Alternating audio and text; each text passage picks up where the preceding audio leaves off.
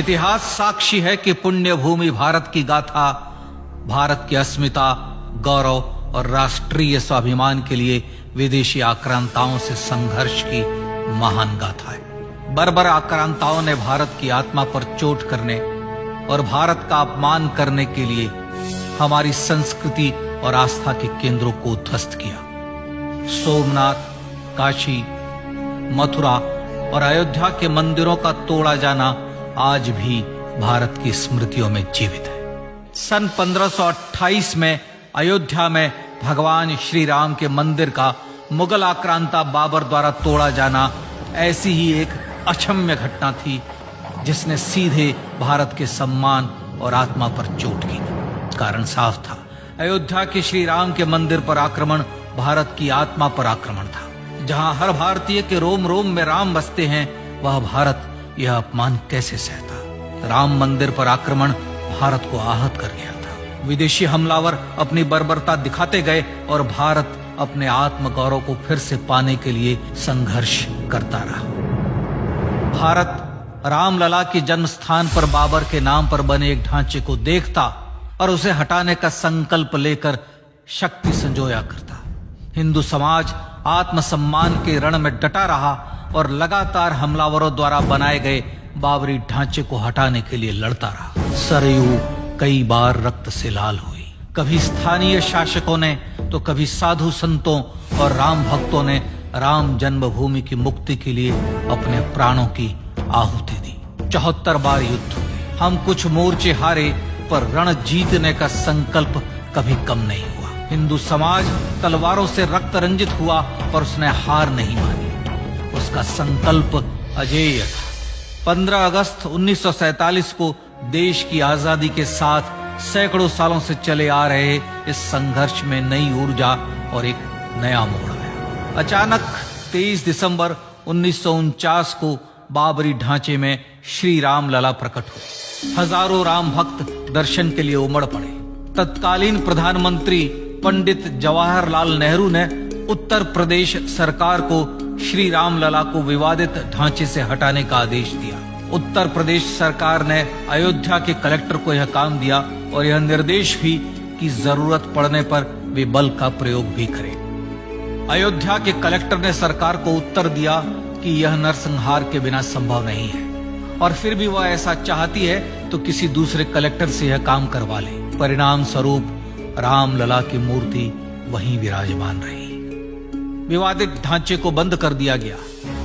केवल पुजारी को सेवा अर्चना के लिए भीतर जाने की अनुमति थी। फिर भी राम भक्त विवादित ढांचे के बाहर से प्रभु श्री राम की आराधना करते रहे। भारत के हिंदू समाज के लिए चुनौतियां और बढ़ गई। मामला अदालत में गया।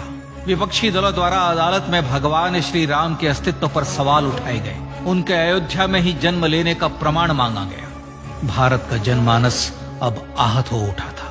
आजाद भारत में भी हिंदू समाज को अपनी आस्था और श्रद्धा के लिए संघर्ष करना पड़ रहा था। चुनौतियों के इस समय में सन 1984 में विज्ञान भवन दिल्ली में विश्व हिंदू परिषद ने धर्म संसद का आयोजन किया।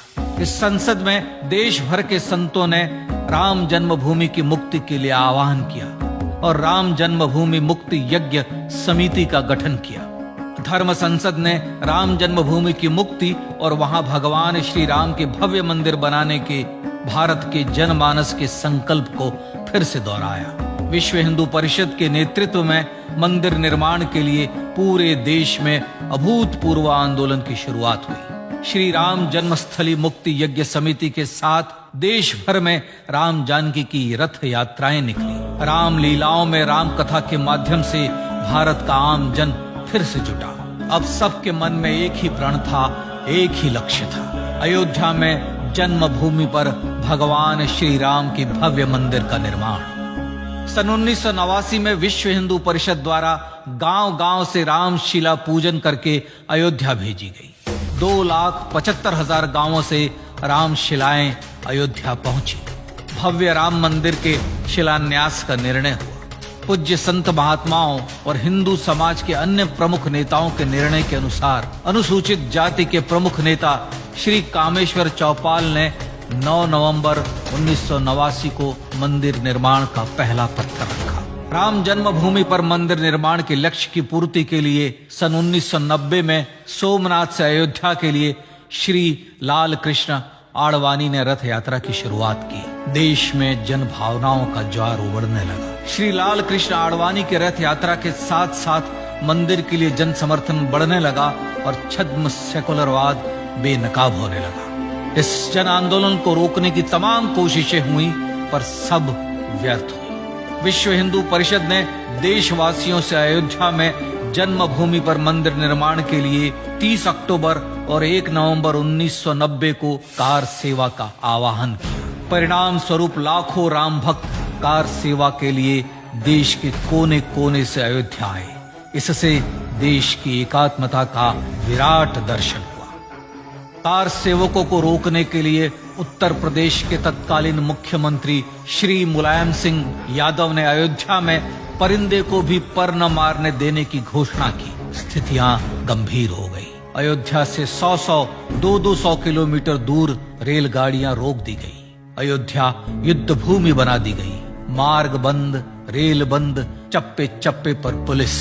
अयोध्या सैनिक छावनी में बदल गई। राम नाम पर ऐसी पाबंदी कि अर्थी ले जा रहे लोगों तक को रोका गया क्योंकि वे राम नाम सत्य कह रहे थे। लेकिन सैकड़ों किलोमीटर की यात्रा कर कार सेवक अयोध्या पहुंचने लगे। राम के गीत गाते, होठों पर हंसी और पांव में छाले लिए राम काज के लिए राम भक्त देश विदेश से अयोध्या पहुंच ही गए। कार सेवकों पर गोलियां चली। अनेक कार सेवक शहीद हुए। आजाद भारत में जन्मभूमि पर राम मंदिर के लिए कार सेवकों ने फिर एक बार अपना बलिदान दिया, पर कार सेवकों ने विवादित ढांचे पर भगवा फहरा ही दिया और इस तरह कार सेवा सफल हुई। श्री राम जन्मभूमि आंदोलन ने भारत की सुप्त आत्मा को झकझोर कर जगा दिया था। विश्व हिंदू परिषद ने फिर एक बार 6 दिसंबर 1992 को कार सेवा का आह्वान किया। राम भक्तों को कार सेवा करने देने के लिए अदालत में प्रार्थना की गई, पर अदालत ने कोई निर्णय नहीं दिया। परिणाम स्वरूप बौद्ध, जैन, सिख, स्वामीनारायण संप्रदाय, गायत्री परिवार, हर पंथ, मत, विचार के हिंदू एकत्र हो गए। छूत अछूत का भेद मिटा, जाति की पहचान मिटी। हम सब हिंदू, हम सब सिंधु बन गए। राम सिंधु में ज्वार उठा और देखते ही देखते 6 दिसंबर 1992 को श्री राम जन्मभूमि से बाबरी ढांचा सदा के लिए हट गया।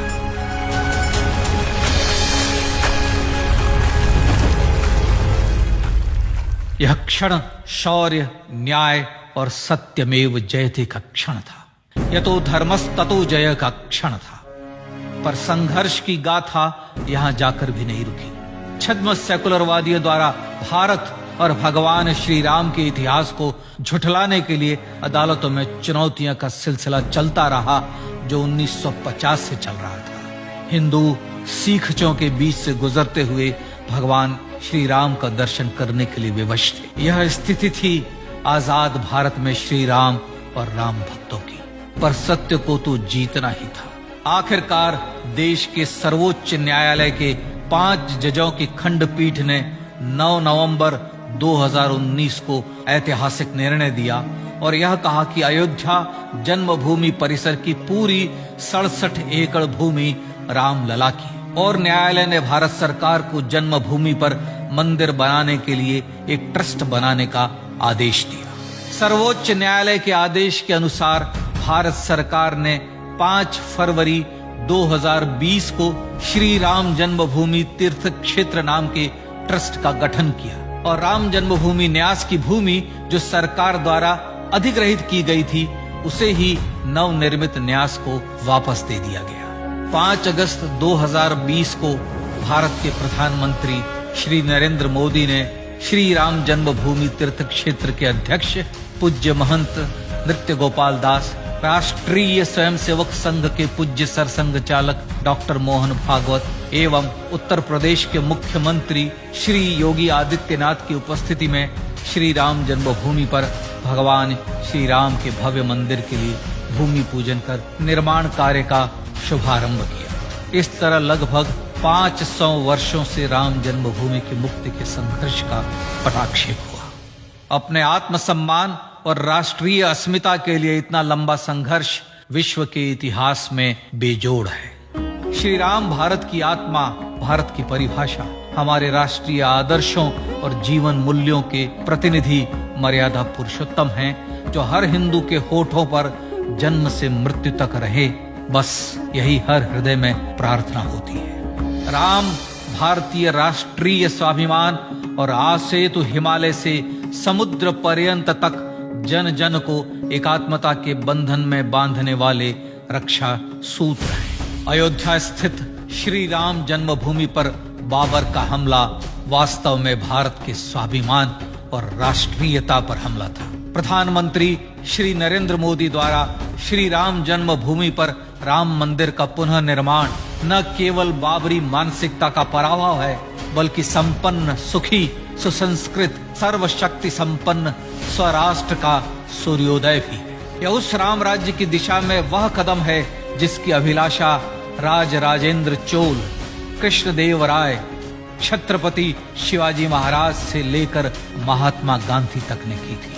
अयोध्या में जन्मभूमि पर भगवान श्री राम का मंदिर न सिर्फ राष्ट्रीय गौरव होगा, बल्कि वह श्री राम के आदर्शों का राष्ट्र मंदिर होगा। अब वह महान संकल्प पूरा होने जा रहा है। आइए इस राम यज्ञ, राष्ट्र यज्ञ में जिन ज्ञात और अज्ञात भारतीयों ने अपनी आत्माहुति दी है, उनका पुण्य स्मरण कर उन्हें श्रद्धांजलि दें।